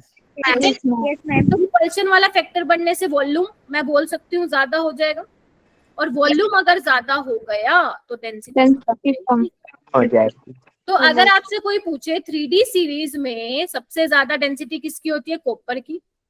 सबसे कम किसकी होती है? जिंक की। ध्यान रखना कॉपर और निकल की अप्रोक्सीमेट सेम होती है अगर आप एनसीईआरटी के डेटा के अकॉर्डिंग चलेंगे, ठीक है? लेकिन मान लो एग्जामिनर ये पूछता है कि पूरे पीरियोडिक टेबल में, पूरे डी ब्लॉक एलिमेंट में सबसे ज्यादा डेंसिटी किसकी होगी? तो ध्यान रखना osmium has higher density among all the very good D block elements. हालांकि इरिडियम भी इसके भाई है, इरिडियम भी इसका भाई है बच्चा। अगर आप इरिडियम भी चेक करोगे तो ऑलमोस्ट बराबर है, लेकिन जनरली पेपर में जो क्वेश्चन आता है वो ऐसा आता है, ओस्मियम होता है बेसिकली ऑप्शन में, तो आपको वो लगाना है। अगर मुझे थोड़ा और एनसीईआरटी को बिल्कुल लेके चलना है, उसको रेफरेंस लेके चलना है, तो आप देखेंगे कि ओस्मियम और इरिडियम की ऑलमोस्ट सेम डेंसिटी रहती है। तो हो सकता है कहीं कहीं जगह आप, हाँ हो सकता है कहीं पे आप इरिडियम भी देखो, ओस्मियम और इरिडियम साथ लिखा देखो, लेकिन अगर दोनों में आए तो आप प्लीज ओस्मियम वाला टिक मार्क कर देना। हालांकि बुक्स में ऐसा लिखा हुआ, ऐसा करना। Yes ma'am. तो इट डिपेंड्स ऑन ऑप्शन क्या पूछा गया आपसे पेपर में, ऑप्शंस को देख के टिक लगा, ठीक है बच्चे? हो जाएगा? Yes ma'am. अभी हम आते हैं, हमारा नेक्स्ट टॉपिक है ऑक्सीडेशन स्टेट, जो मैं चाह रही थी आज कवर करवाना, और हो भी जाएगा मेरे ख्याल से। तो सबसे पहले देखो बच्चे, ऑक्सीडेशन स्टेट से तुम क्या समझते हो? देखो, अगर मैं बात करूं तुम्हारे डी ब्लॉक एलिमेंट की, तो जो आपके ट्रांजिशन एलिमेंट्स होते हैं वो वेरिएबल ऑक्सीडेशन स्टेट दिखाते हैं। वेरिएबल का मतलब क्या है? एक नहीं दिखाते, बहुत सारी दिखाते हैं। जैसे कि आपको ये दिख रही होगी टेबल जो मैंने यहाँ पे लगाई हुई है, दिख रहा है सभी को? Yes, तो ऐसा क्यों है कि why transition metals have tendency to show variable oxidation state? Same वही रीजन है, क्योंकि N-1D और NS ऑर्बिटल के बीच में जो एनर्जी डिफरेंस होता है वो कम होता है। इलेक्ट्रॉन जो है टप के कहाँ आ जाता है? NS वाले में आ जाता है, ठीक है। NS, या सॉरी मैं ये बोलूं, NS से टप के N-1D ऑर्बिटल में आ जाता है, जिसकी वजह से दोनों ऑर्बिटल्स के इलेक्ट्रॉन कहाँ पार्टिसिपेट करते हैं बच्चे? बॉन्ड फॉर्मेशन में पार्टिसिपेट करते हैं। अब दोनों ऑर्बिटल के इलेक्ट्रॉन अगर बॉन्ड फॉर्मेशन में पार्टिसिपेट करेंगे तो वो एक ऑक्सीडेशन स्टेट तो नहीं दिखाएगा, ऑब्वियस सी बात है, एक से ज्यादा दिखाएगा, वेरिएबल ऑक्सीडेशन स्टेट दिखाएगा। तो अगर कोई आपसे पूछे कि why transition metals have tendency to show variable oxidation state, तो आपका आंसर क्या होगा? Due to less energy difference between N-1D and NS orbital, both orbital participate in bond formation। इतना क्लियर है सभी को? यस चलो, अब जो आपको यहाँ पे ये टेबल दिखाई दे रही है, इस टेबल को हम क्या करेंगे? कुछ 10 से 12 पॉइंट्स में सम अप करेंगे। यहाँ पे मेरा सिर्फ टेबल लगाने का यही था मोटो, दिखाने का कि मैं आपको दिखा पाऊं कि किस तरह से वेरिएबल ऑक्सीडेशन स्टेट जो है ट्रांजिशन मेटल्स की होती है, ठीक है। तो यहाँ पे भी सेम वही वाला फंडा लिखूंगी मैं जो मैंने आयनाइजेशन एनर्जी में लिखा है, सम इंपॉर्टेंट पॉइंट्स करके। तो आप भी फटाफट लिखिए मेरे साथ, और जहां पे स्क्रीन आपको लगे स्टक हो रही है तो बता देना, ठीक है। चलो स्टार्ट करें। पॉइंट्स ज्यादा हैं थोड़े, 15 पॉइंट है। पहला पॉइंट लिखूं? Yes, ma'am. लिखो। Yes ma'am. Most common oxidation state of first row transition series is +2, except scandium, ठीक है। स्कैंडियम कितने दिखाता है? +3। पहला देखो पॉइंट क्या बोलना चाह रहे हैं यहाँ पे, +2 तो बहुत कॉमन है। देखो सारे के सारे +2 दिखा रहे हैं, सारे, टाइटेनियम, वेनेडियम, क्रोमियम, सारे A to Z। और कॉपर में तो +1 है ना, बता। +2 भी है उसमें। नीचे तो देखो, ठीक है, जैसे क्रोमियम है वो +1 भी दिखाता है, वैसे मैं अभी आपको बताऊंगी भी, लेकिन अभी जो मैं पॉइंट लिखवा दूं उसका ध्यान रखो। +2 कैसे दिखाएगा? जब 4s के दोनों इलेक्ट्रॉन निकल जाएंगे तभी +2 दिखाएगा। स्कैंडियम में ऐसा क्या अजीब हरकत हो रही है, थोड़ा सा देखें। स्कैंडियम का बेटा हमें पता है 3+ में जो मोर स्टेबल होता है +2 से। स्कैंडियम में क्या होता है? आर्गन 18। आई नो बच्चों, तुम लोगों को आता है, ठीक है। 4s2 3d1 यही होता है। Yes, ma'am. तो जैसे ही आप 2 इलेक्ट्रॉन निकालोगे तो 3d1 बचेगा, और 3d1 कहेगा भैया एक इलेक्ट्रॉन बचा है, तू ले जा भाई, कहीं से तो ले जा, कहीं से तो तू चला जा, मैं खुश हूँ 3d0 में, मैं 3d1 में रह के खुश नहीं हूँ, मैं 3d0 में। मैंने अभी आपको कहा था ये हमेशा ध्यान रखना, सबसे ज्यादा D10 वाला स्टेबल होगा, फिर D5 वाला, फिर D0। तो अगर मौका मिल रहा है स्कैंडियम को D0 में जाने के लिए तो वो क्यों नहीं जाएगा? समझ गए? Yes. इसलिए स्कैंडियम की जो है वेरिएबल ऑक्सीडेशन स्टेट वो शो नहीं करता है। +3 में वो रहता है कौन? स्कैंडियम। बाकी की मोस्ट कॉमन ऑक्सीडेशन स्टेट आप बोल सकते हो +2 होती है। क्लियर हो गया ये वाला पॉइंट? Yes, ma'am. अच्छा मुझे एक बात बताओ, क्या क्रोमियम +1 दिखा सकता है? वैसे तो उसकी स्टेबल +2 और +3 होती है, बट +1 भी तो दिखा सकता है ना? Yes, ma'am. क्योंकि +1 का मतलब क्या है? देखना इधर, 3d5 4s0 3d5 3d5 हो जाएगा। दिखा सकता है। कॉपर भी तो दिखा रहा है +1, ठीक है। तो ये वाली चीज भी आप थोड़ा सा माइंड में रख लें। मैम। हाँ बेटा। स्कैंडियम में +3 दिखा रहा था मैम, 4s0 3d0 भी हो जाएगा ना, दोनों 0 हो जाएंगे ना। हाँ स्कैंडियम, मैंने स्कैंडियम की लिखी है ना बेटा कॉन्फ़िगरेशन, स्कैंडियम +3 की लिखूंगी तो ये हो जाएगा ना। 3+ तो और अच्छा, नोबल गैस कॉन्फ़िगरेशन। हाँ नोबल गैस बन रही है, वेरी गुड, बोल सकते हो, बिल्कुल बोल सकते हो। ठीक है, आगे चलो, सेकंड पॉइंट पे चलें। चलो लिखो, as the number of unpaired electron increases, oxidation state increases। आप एग्री करते जाना, हाँ मैम बिल्कुल ठीक है, जहां पे भी प्रॉब्लम आएगा वहां फिर हम एक्सप्लेनेशन भी देखेंगे। उसके बाद लिखो, as the number of unpaired electron decreases, oxidation state decreases। Simple सा फंडा है भाई, क्योंकि मैग्नीज तक अगर आप देखोगे बच्चा पार्टी, तो क्या हो रहा है, 3d5 4s2 डी वाले इलेक्ट्रॉन भी पार्टिसिपेट कर रहे हैं और एस वाले, तो 7 है अनपेयर्ड इलेक्ट्रॉन, तो 7 तक ऑक्सीडेशन स्टेट देखो शो कर सकता है, ये देखो। लेकिन जैसे आगे आगे जाते जाओगे पेयरिंग होनी शुरू हो जाएगी, जैसे D6 है 1 2 3 4 5 और ये देखो 6, पेयरिंग होनी स्टार्ट हो जाएगी, ऑक्सीडेशन स्टेट देखो कम हो रही है धीरे धीरे, और जिंक तो बेचारा +2 ही है, देख पा रहे हो। तो मैं मान लूं कि ये वाला पॉइंट भी आप लोगों को क्लियर हो गया। यस ठीक है, थर्ड पॉइंट लिखेंगे बच्चे, एक बार यहाँ पे देखो, स्कैंडियम तेरी विदाई करके मैं कुछ दिखाना चाहती हूँ, मैं फ्री हो गया, उसके बाद मैंने निक्कर कुर्ता जीन्स पहनी। ठीक है, तो अब यहाँ पे देखो बेटा थोड़ा ध्यान से, यहाँ पे क्या था, 3d1 था 4s2 था, यहाँ पे 3d2 था, यहाँ D3 था, D5 था यहाँ पे और S1 था, D5 था, S2 था, यहाँ D6, S2 मैं नहीं लिख रही हूँ, अंडरस्टूड है, ठीक है। D7, D8, D10 S1 था और यहाँ पे D10 था, S2 था, यही था। Yes ma'am.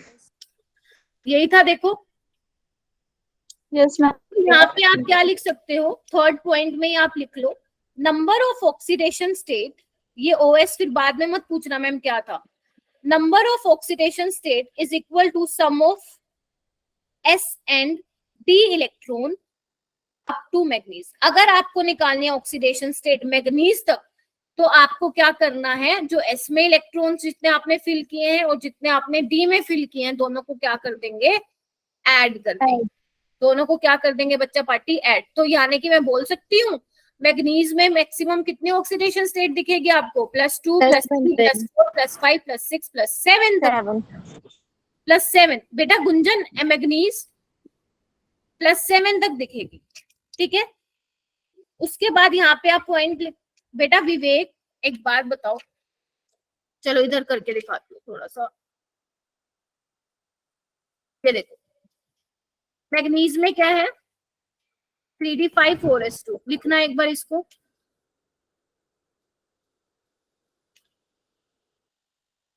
One two three four 5 देखना एक बार, तो क्या होगा +2, ये दोनों निकल जाएंगे, फिर ये निकलेगा 3 4 5 6 7, तो कितनी शो कर सकता है मैक्सिमम मैग्नीज, यही मैं बोल रही थी। अभी क्लियर हो गया? Yes ma'am. ओके, नेक्स्ट है, सबसे ज्यादा डी ब्लॉक एलिमेंट्स में सबसे ज्यादा ऑक्सीडेशन स्टेट किसकी होगी,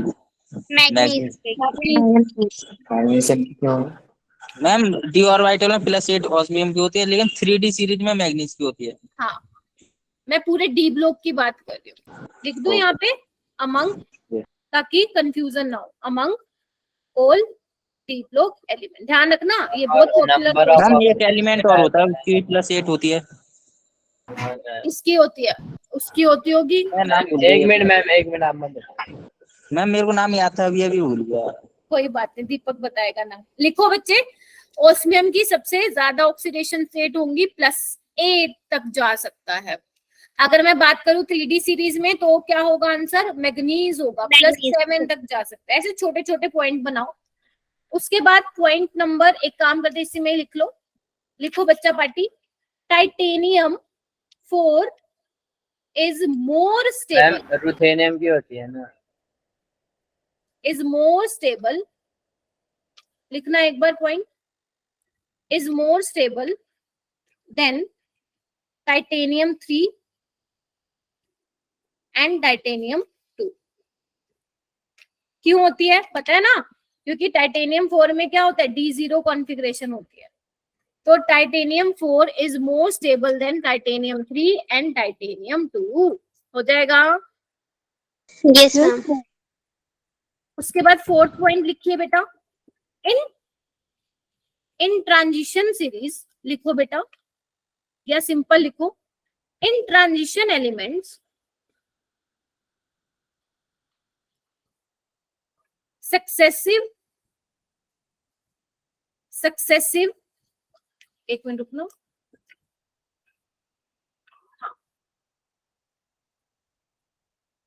successive oxidation state is differ by 1 unit. ये आपके एनसीईआरटी के पॉइंट है, ऐसा ही नहीं समझना इसको, कुछ भी पेपर में क्वेश्चन आते हैं यहाँ से। while in p block elements oxidation state is differ by 2 unit। समझ में आई ये वाला पॉइंट? अगर मैं बात करूं बेटा ट्रांजिशन एलिमेंट्स की, तो इधर देखना एक बार, ये देखो यहाँ पे देखो 1 यूनिट का डिफरेंस है, यस 2 + 3 + 4 + 5। जबकि आप जब पी ब्लॉक के पढ़ते थे एलिमेंट्स, तो उसमें क्या होता था, 2 यूनिट का डिस्टेंस होता था, 2 यूनिट का डिफरेंस होता था। कोई +2 शो कर रहा है तो उसके +4 भी करेगा, है ना, +6 भी करेगा, इस तरह से। ठीक है, तो ये वाला पॉइंट भी आपके पेपर में पूछा जा सकता है, क्योंकि जो इनऑर्गेनिक में क्वेश्चंस बनते हैं वो कैसे बनते हैं, स्टेटमेंट टाइप क्वेश्चन बनते हैं कि बताओ इनमें से क्या करेक्ट है। वो तभी आप कर सकते हो जब आपने पूरा चैप्टर को अच्छे से एनसीईआरटी को लाइन बाय लाइन पढ़ा हुआ है। हो जाएगा? Yes ma'am. Okay, 5th point लिखेंगे, इट इज फाउंड दैट। जब भी मैं ये बोल दूं इट इज फाउंड दैट, तो समझ जाना ये देखने को मिला, इस पे कोई आर्ग्यूमेंट नहीं करोगे आप, मैं ऐसा क्यों। It is found that high oxidation state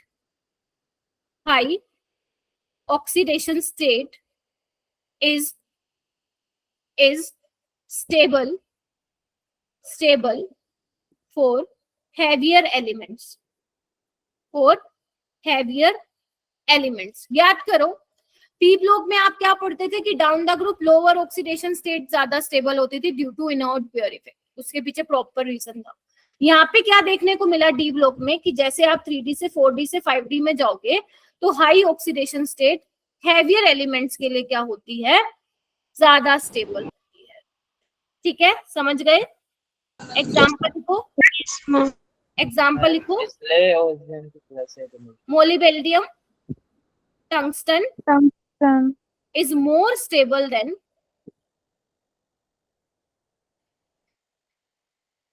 chromium 6।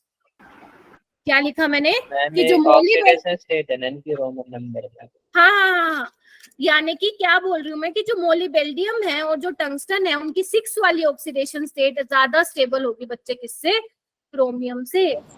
जैसे आपने सुना होगा बेटा, आपने सुना होगा पोटेशियम डाइक्रोमेट एक स्ट्रॉन्ग ऑक्सीडाइजिंग एजेंट है। Yes ma'am. Strong oxidising agent का मतलब क्या है, जो दूसरों को ऑक्सीडाइज करेगा और खुद को रिड्यूस करेगा। क्रोमियम की +6 है तो वो अपने आप को रिड्यूस करेगा +3 में वो ज्यादा स्टेबल है, करेगा बिल्कुल। तो इस वजह से बोला +6 वाली खास स्टेबल नहीं है, +3 वाली बहुत ज्यादा स्टेबल है। और वो क्यों है, क्योंकि T2G हाफ फील्ड होती है, वो आगे चल के दोबारा भी बताऊंगी। ठीक है, जबकि जो ये है मोलिबेल्डियम की है +6 और जो आपकी टंगस्टन की है ये क्या है, not a strong oxidising agent, क्योंकि ये हायर ऑक्सीडेशन स्टेट में रहना ज्यादा प्रेफर करते हैं। हाँ बोलो बेटा। मैम जो ये मतलब जो ज्यादा जो हैवियर एलिमेंट है इसके अंदर जितनी ज्यादा ऑक्सीडेशन स्टेट है इस वजह से ज्यादा स्टेबल है।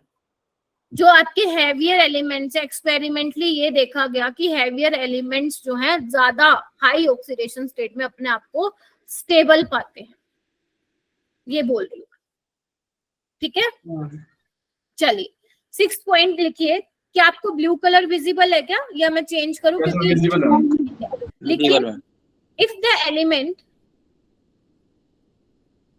Element exist in more than one oxidation state, more than one oxidation state, then the stability, group में मैसेज आए हुए हैं क्या बच्चों के, नेटवर्क इश्यू है, मैम अटेंडेंस का आया हुआ है उससे। नहीं, मैं अटेंडेंस नहीं लगाऊंगी आज। The stability can be find out from their electrode potential. सोच समझ के आना चाहिए क्लास में, पहले 30 बच्चे आते हैं फिर 23 हो जाते हैं, 7 गायब। क्या लिखा है मैंने, ध्यान से सुनना, लिखा क्या है मैंने, जैसे मान लो कोई एक एलिमेंट है जो एक से ज्यादा ऑक्सीडेशन स्टेट में एग्जिस्ट कर रही है, उसकी एक से ज्यादा ऑक्सीडेशन स्टेट है, तो कौन सी ऑक्सीडेशन स्टेट ज्यादा स्टेबल है, तो हम उसके इलेक्ट्रोड यानी कि रिडक्शन पोटेंशियल के बेसिस पे भी हम बता सकते हैं कि कौन सी ऑक्सीडेशन स्टेट ज्यादा स्टेबल है। सबसे अच्छा एग्जांपल जो आपकी बुक में भी दिया हुआ है, सिलेबस में भी है, कॉपर। कॉपर +1 की अगर मैं बात करूं बेटा, तो वो एक इलेक्ट्रॉन लेके कॉपर बनाएगा। कॉपर 2 + 2 इलेक्ट्रॉन लेके क्या बनाएगा, कॉपर बनाएगा। अब हम ये देखना चाहते हैं दोनों में से स्टेबल कौन सा है। तो अगर मैं ई नोट की वैल्यू देखूं तो इसकी होती है बेटा 0.52 वोल्ट और इसकी होती है 0.34 वोल्ट। क्या दिख रहा है बेटा, थोड़ा सा ध्यान से देखना कि रिडक्शन पोटेंशियल की वैल्यू ज्यादा होने का मतलब क्या है, वो खुद को रिड्यूस करना चाहेगा। आ जाओ वापस इलेक्ट्रोकेमिस्ट्री में, याद करो, जितना ज्यादा रिडक्शन पोटेंशियल होगा तो वो खुद को रिड्यूस करेगा, यानी कि कॉपर 1+ जो है वो भागना चाहेगा कॉपर में एज कंपेयर टू कॉपर 2+। तो कॉपर 2+ क्या हो गया, मोर स्टेबल देन कॉपर +1। ये तो हो गया एक रीजन। एक रीजन आगे चल के मैं आपको बताऊंगी कि कॉपर 2+ की हाइड्रेशन एनर्जी बहुत नेगेटिव होती है, जो अब की बार नीट 2023 का क्वेश्चन था, वो मैं आगे चल के बताऊंगी कि कॉपर 2+ जो है और कैसे आप एक्सप्लेन कर सकते हो ज्यादा स्टेबल है। एक तो हमने इलेक्ट्रोड रिडक्शन पोटेंशियल की बेसिस पे बता दिया। क्या ये वाला पॉइंट समझ में आ गया सभी को? मैम ऊपर वाला बताना, not a strong oxidising agent का मैम। जो दूसरों को ऑक्सीडाइज ना करे, और स्ट्रॉन्ग ऑक्सीडाइजिंग एजेंट का मतलब क्या है, जो दूसरों को ऑक्सीडाइज करे और खुद को रिड्यूस करे। तो इसकी हायर ऑक्सीडेशन स्टेट ज्यादा स्टेबल है, तो खुद को जल्दी से रिड्यूस नहीं करना चाहेगा। मैम ये हायर पे जाएगा तो स्टेबल रहेगा। हाँ ठीक है, आगे लिखिए बेटा सारे। कितने पॉइंट हो गए, 6 हो गए। 7th पॉइंट लिखो, द कंपाउंड्स ऑफ मेटल। थोड़ा सा आज बैठ जाओगे, 15 मिनट एक्स्ट्रा। Yes ma'am. ठीक है, Yes, the ma'am. Compounds of metal with fluorine and oxygen exhibit 1 minute रुक जाओ बेटा। एग्जिबिट, हाँ जागृति। मैम दरअसल ना हमारे फोन में ओनली 4% चार्जिंग बची है और यहाँ पे लाइट चली गई है। कोई बात नहीं, ठीक है, लिखो एक बार, the compounds of metal with fluorine and oxygen exhibit, समझाती हूँ अभी, exhibit highest oxidation state as fluorine and oxygen is more electronegative element. समझने की कोशिश करो what I am trying to say. इधर देखिए, एक बात बताओ बच्चे, जब मैं लेफ्ट टू राइट जाऊंगी साइज छोटा होगा, यस मैम। होगा। अभी चले जाओ भाई तुम लोग, ठीक है, साइज छोटा होगा, आयनाइजेशन एनर्जी ज्यादा होगी, यानी कि इलेक्ट्रॉन को निकाल पाना मुश्किल होगा, ठीक है, तो ज्यादा ऑक्सीडेशन स्टेट नहीं शो कर पाएंगे। लेकिन वो बोल रहे हैं अगर मान लो मैं फ्लोरीन और ऑक्सीजन को साथ ले आऊं, फ्लोरीन और ऑक्सीजन को साथ ले, तो क्या होगा, वो इलेक्ट्रॉन देना नहीं चाह रहा है, बट मैं अगर फ्लोरीन और ऑक्सीजन मैम वो ले लेंगे, फ्लोरीन उसमें से इलेक्ट्रॉन ले क्या हो लेंगे, गया, इलेक्ट्रोनेगेटिव है, भूखे हैं इलेक्ट्रॉन के लिए, इलेक्ट्रॉन ले लेंगे। तो फ्लोरीन तो मैम एनर्जी जिनान ज्यादा से भी होने निकाल की वजह लेता से है। भी क्या करेंगे, वो निकाल लेंगे। बेटा प्लीज मुझे बोलने दिया करो, आई नो तुम लोगों को आता है, ठीक है।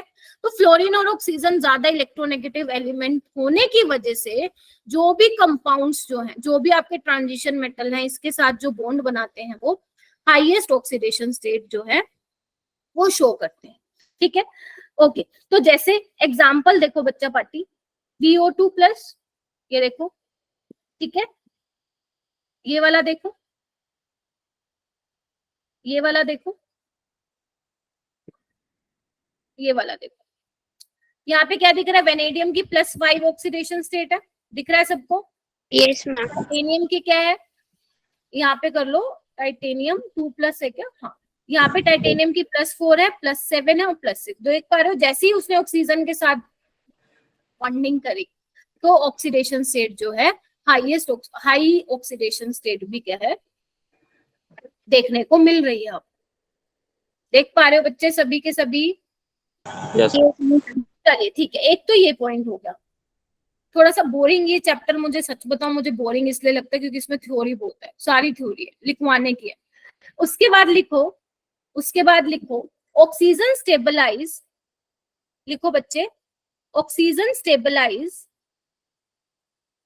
High oxidation state, high oxidation state, then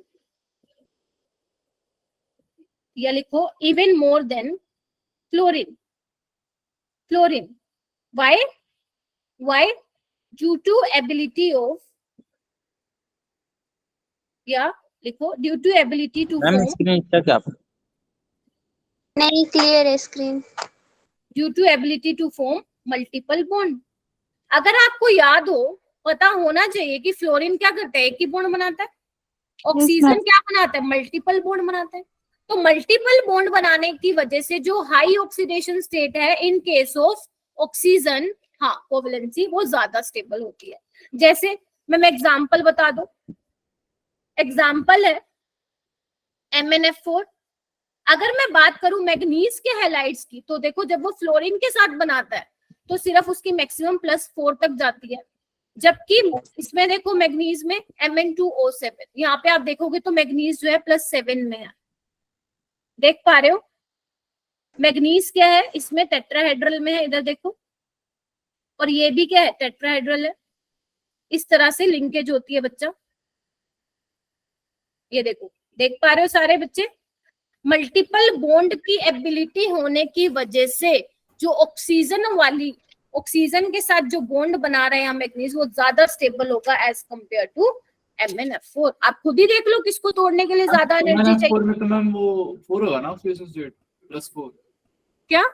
MnF4 में तो मैम 4 होगी ना ऑक्सीडेशन स्टेट। हाँ, मैंने मैम प्लस आपने नहीं 7 4 ही लिख तो, दी मैम। 7 लिख दिया मैम। ठीक है, वो 4 था तो मैं 7 दिख रहा होगा, +4 है उसमें, +7 है। ठीक है, तो ये वाला पॉइंट तो भैया बहुत बार आया हुआ है, बहुत बार आया हुआ है नीट में। ठीक है, ठीक है जी, लिखोगे, लिख लोगे? आगे चलते हैं। ये कौन सा पॉइंट था बेटा? 8। 9th पॉइंट लिखो,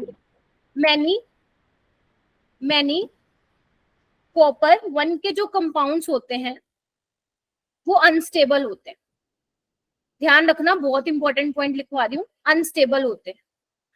ठीक है, इन aqueous solution and they undergo disproportionation reaction। Disproportionation reaction, हालांकि ये तुम्हें एनसीईआरटी में मिल जाएगा, ऐसी बात नहीं है, बट मैं चाहती हूँ तुम ऐसे पॉइंट्स करके ही याद करो, ज्यादा सही रहेगा। क्या बोला मैंने बेटा? जो कॉपर 1 के कंपाउंड्स होते हैं Cu+1 में अनस्टेबल होते हैं और डिस्प्रपोर्शनेशन रिएक्शन शो करते हैं। तो ध्यान रखना, जो ये कॉपर वाली रिएक्शंस होती है वो डिस्प्रपोर्शनेशन रिएक्शन है, मतलब रिड्यूस भी कर सकते हैं और ऑक्सीडाइज भी। जैसे ये देखो, देख पा रहे हो इधर? यहाँ पे देखो कॉपर 2+ बन रहा है, मतलब जो आपकी रिएक्शन है वो फॉरवर्ड डायरेक्शन में जानी चाहिए। तो कॉपर 2+ क्यों बनना चाह रहा है? रीजन क्या है इसके पीछे? Because of large hydration energy, क्योंकि तुम्हें पता है हाइड्रेशन एनर्जी किस पे डिपेंड करती है? चार्ज पे, चार्ज बाय साइज पे। तो जितना ज्यादा चार्ज होगा उतने पानी के मॉलिक्यूल घेरेंगे, जितनी ज्यादा पानी के मॉलिक्यूल घेरेंगे अट्रैक्शन होगी, एनर्जी रिलीज होगी। ये वाला पेपर में आया था ग्लीड 2023 में, देख लेना आज कि Cu2+ जो है क्यों जा रहे फॉरवर्ड डायरेक्शन में? क्योंकि कॉपर 2+ की जो हाइड्रेशन एनर्जी है वो बहुत ज्यादा है, इसलिए आपकी रिएक्शन जो है वो फॉरवर्ड डायरेक्शन में जाना चाह रही है। मैम Cu+ से Cu2+ इलेक्ट्रॉन बनेगा। डिस्प्रपोर्शनेशन रिएक्शन है, Cu2 प्लस अच्छा, में भी जा ओके। सकता है फिर मैम और Cu में भी जा सकता है। यानी कि आपको एक चीज क्लियर हो गई कि कॉपर वाली जो ये रिएक्शन है वो कैसी है, डिस्प्रपोर्शनेशन। ये मैं पी ब्लॉक में भी बार बार रिपीट करूंगी, इवन आप पढ़ के भी आए होंगे। जैसे क्लोरीन की रिएक्शंस भी क्या होती है, डिस्प्रपोर्शनेशन रिएक्शन में पार्टिसिपेट करती है। तो ये जो डिस्प्रपोर्शनेशन रिएक्शन वाले क्वेश्चन है वो नीट में आते हैं। ठीक है, इसके बाद एक लास्ट पॉइंट और रह गया है, 10th नंबर वाला पॉइंट। लिखिए, कॉपर 2 हैलाइड्स, ये आपको ध्यान रखना है, पेपर में आया हुआ है। जो कॉपर 2 के हैलाइड्स हैं वो तो नोन होते हैं, बट एक्सेप्ट आयोडाइड। वाई? ये क्वेश्चन आया हुआ है भाई पेपर में नीट में। कॉपर 2 के हैलाइड्स हमें नोन होते हैं एक्सेप्ट ये। वाई? लिखो, एनसीईआरटी में ये लिखा हुआ है बस, और आपको भी सिर्फ उतना ही जानने की जरूरत है कि जो आई नेगेटिव है बच्चे, वो स्ट्रोंग क्या होता है, ऑक्सीडाइजिंग एजेंट होता है। तो वो क्या करता है, जो दूसरों को ऑक्सीडाइज करे, खुद को रिड्यूस करे। Yes. गलत बोल दिया मैंने, I am so sorry. I negative क्या है, स्ट्रोंग रिड्यूसिंग एजेंट है। बेशक आप इसकी नोट की वैल्यू देख लेना। रिड्यूसिंग एजेंट का मतलब बच्चा क्या है, जो दूसरों को रिड्यूस करे और खुद को ऑक्सीडाइज करे। Oxidate करे। आई नेगेटिव I2 में चेंज हो जाता है, और ये किस में हो जाता है, Cu2I2। अब यहाँ पे ध्यान से देखो, यहाँ पे कॉपर की आपको क्या ऑक्सीडेशन स्टेट मिलेगी, 2 तो नहीं मिलेगी, +1 मिलेगी। देखो एक बार ध्यान से, Cu2I2 बन रहा है ना, तो Cui कॉपर की +1 है। तो यानी कि सारे के सारे हैलाइड्स नोन होते हैं कॉपर 2+, जिसमें उसकी ऑक्सीडेशन स्टेट होती है, एक्सेप्ट आयोडाइड। सिर्फ आपको ये रिएक्शन पता होनी चाहिए, पेपर में ये आएगा। क्यों होता है ऐसा, तो आप बस यही लिख के आएंगे, चाहे वो आपके बोर्ड्स में आए चाहे आपके नीट में आए, कि यहाँ पे क्या होता है, आई नेगेटिव I2 में चेंज हो जाता है, और Cu2+ किस में हो जाता है बच्चे, Cu2I2 में हो जाता है। इसी वजह से हमें कॉपर का जो आयोडाइड है Cu2 देखने को नहीं मिलता है, जबकि बाकियों का देखने को मिलता है। ठीक है जी, जल्दी बोलिए। मैंने क्वेश्चन में दोबारा बता दो, क्वेश्चन क्या पूछ रखा है। क्वेश्चन ये पूछ रखा है बच्चे कि जो कॉपर, जैसे ये देखो, CuF2 नोन है, CuCl2 नोन है, CuBr2 नोन है, लेकिन Cui2 नहीं देखने को मिलता है। वाई? क्योंकि आई नेगेटिव स्ट्रॉन्ग रिड्यूसिंग एजेंट है, इलेक्ट्रोकेमिकल सीरीज में देख लेना, जिसकी वजह से आई नेगेटिव किस में चेंज हो जाता है, I2 में, और Cu2+ किस में चेंज हो जाता है, क्यूप्रिक आयन जो है बेसिकली किस में चेंज हो जाता है, क्यूप्रस में हो जाता है। याद करो, Cu2+ क्या था, क्यूप्रिक था, और Cu+ क्या था, क्यूप्रस था। ठीक है जी, कंफर्म करो। Yes, ma'am. ठीक है, एक बार रिवाइज कर दूं कौन कौन से पॉइंट्स थे, जल्दी आओ। सबसे पहला पॉइंट था कि मोस्ट कॉमन ऑक्सीडेशन स्टेट +2 होगी, स्कैंडियम को छोड़ के D0 में रहना चाहेगा। जैसे जैसे नंबर ऑफ अनपेड इलेक्ट्रॉन बढ़ेंगे, ऑक्सीडेशन स्टेट भी बढ़ेगी। जैसे जैसे नंबर ऑफ अनपेड इलेक्ट्रॉन कम होंगे, ऑक्सीडेशन स्टेट भी, यहाँ पे लिखो, कम होगी। ठीक है जी, समझ गए।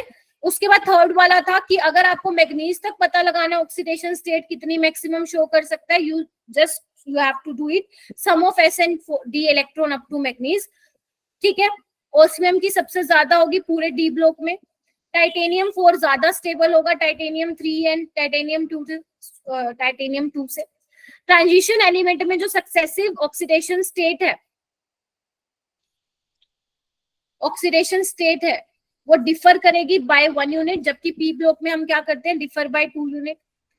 फिफ्थ वाले में हम क्या करते हैं, फिफ्थ वाला पॉइंट ये कहता है कि जो हैवियर एलिमेंट्स होते हैं उनका हाई ऑक्सीडेशन स्टेट ज्यादा स्टेबल होता है, जैसे मोलिबेल्डियम और टंगस्टन। अगर एलिमेंट एक से ज्यादा ऑक्सीडेशन स्टेट में एग्जिस्ट करता है तो उसका रिडक्शन पोटेंशियल के बेसिस पे आप पता लगा सकते हो। ठीक है, 7 पॉइंट क्या था, अगर आपके कंपाउंड ट्रांजिशन मेटल फ्लोरीन और ऑक्सीजन के साथ कंपाउंड बना रहे हैं तो वो हाई ऑक्सीडेशन स्टेट में हाई ऑक्सीडेशन स्टेट एग्जिबिट करते हैं। ओके, श्रेषी कर दो। रीजन क्या है, फ्लोरीन और ऑक्सीजन ज्यादा इलेक्ट्रोनेगेटिव एलिमेंट है। ऑक्सीजन जो है स्टेबलाइज करता है हाई ऑक्सीडेशन स्टेट को। रीजन क्या, मल्टीपल बॉन्ड बनाने की टेंडेंसी होता है।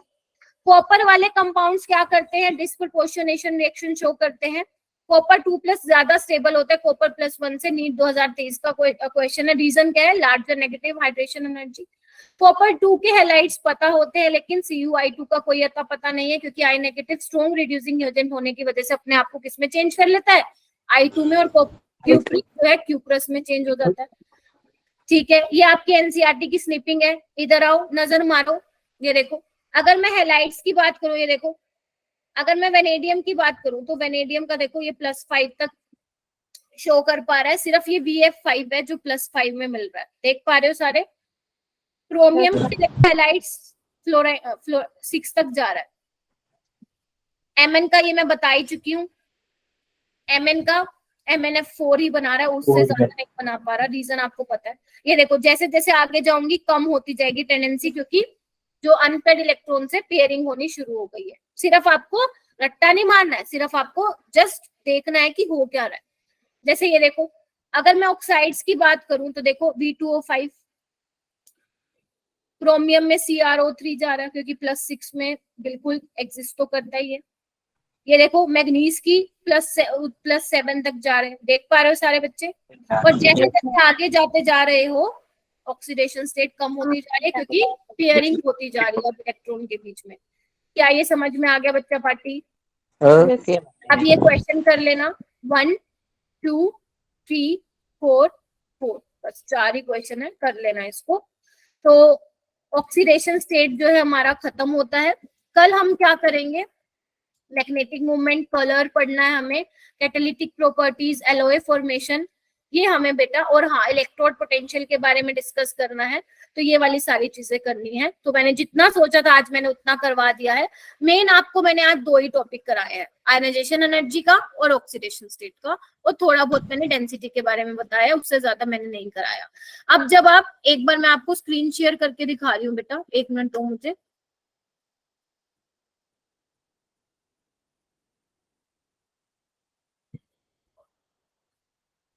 ये ऑक्सीडेशन स्टेट्स के इतने ही पॉइंट्स हैं।